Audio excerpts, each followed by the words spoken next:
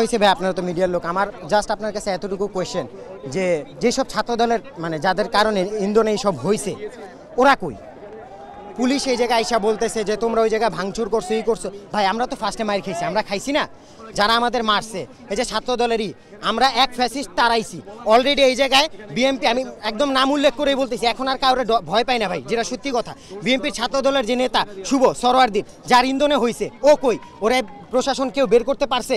ওর ইন্ধনে এই জিনিসগুলো হয়েছে। আপনারা বলতেছেন যে সব কিছু জানেন, কালকে সেন্ট গ্রেগরিতে ভাঙচুর হয়েছে। সেন্ট গ্রেগরিতে ভাঙচুর হওয়ার পরে ওই জায়গা থেকে লুটপাট করার পর ওরা প্রেস কনফারেন্স জায়গা বলতেছে এটা নাকি ডিএমআরসির লোকেরা। ডিএমআরসির এই জায়গায় পুলিশ, কালকে আমি নিজে টিয়ার সেলের এই জায়গায় হতাহত হয়েছি। পুলিশ প্রশাসন আমাদের ই করে রাখছে, আমরা গেছি সেন্ট গ্রেগরিতে ওদের ভাঙচুর করতে।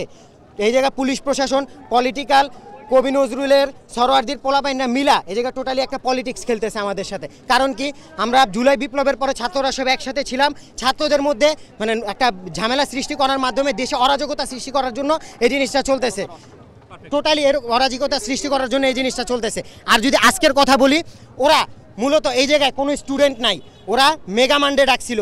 মেগা মান্ডেতে ওরা ধরেন আমি জাস্ট একটা অ্যামাউন্ট বলতেছি, 1000 জন যে মানুষ আইসা থাকে, 700 ওদের টোকাই, 700 ওদের টোকাই। এবং আমি ভিতর থেকে খবর শুনছি, কারণ ভাই আমি ডিএমআরসির এক্স স্টুডেন্ট, আমি ভার্সিটিতে পড়ি, জাহাঙ্গীরনগরের লাস্ট ইয়ার আমি এবার পরীক্ষা দিলাম। আমারও ফ্রেন্ড আছে কবি নজরুল আছে না, আমি ওদের থেকে শোনা, ওদের কর্তৃপক্ষ থেকে এরকম বলা যে তোমরা যারা আজকে মেগা মান্ডেতে যুক্ত না হবা, তোমাদের পরীক্ষার হলে বসতে দেওয়া হবে না, অ্যাডমিট দেওয়া হবে না। তা এখন বুঝেন এটা পুরো মানে সম্পূর্ণরূপে উপরমহল থেকে একটা প্রচারণার মাধ্যমে এরকম হইতেছে। এবং ওরা যা আসছে, ওদের আজকে মূল মোটিভ ছিল, ভাই সরি এই যে কলেজটা দেখান, কলেজ ভাঙ্গা না, ওদের আজকে মূল মোটিভ ছিল এখান দিয়ে আসবো, যাকে পাবো তাকে মারবো। আমি নিজে সকাল 9:30টার সময় এখানে আসছি, আমার এক ছোট ভাই মাতোয়াইল থেকে কাজ করে চলে যাচ্ছিল, ওর নাস্তা নিয়ে চলে যাচ্ছে। অবশ্যই অবশ্যই। আমাদের কলেজে যে নিচতলায় টিভি ছিল, আমাদের টিভিটা পুরো ভাঙা নিয়ে গেছে। আমাদের কলেজে ভাঙচুর করছে, রাস্তার মধ্যে যে কোনো মানুষকে মারছে, মহিলাদের দৌড়ায় দিচ্ছে, মেয়েদেরকে করছে। এরকম তো আমরা চাই না, আমরা তো ওদের কারো কিছু করিনি। আমরা বলতে পারবে না যে আমরা কাউকে নিহত বা আহত করছি। আমরা এই ভেজালের বন্ধু চাইতে চাইনি, আমরা জাস্ট চাইছিলাম ন্যায় দাবি। কিন্তু আমরা ন্যায় দাবির জায়গায় আমাদেরকে ভাঙচুর করলো, আমাদের মারলো। আমাদের একা ছিল না, অভিজিৎ মৃত্যুর দায়ী কিন্তু অনেকেই ছিল।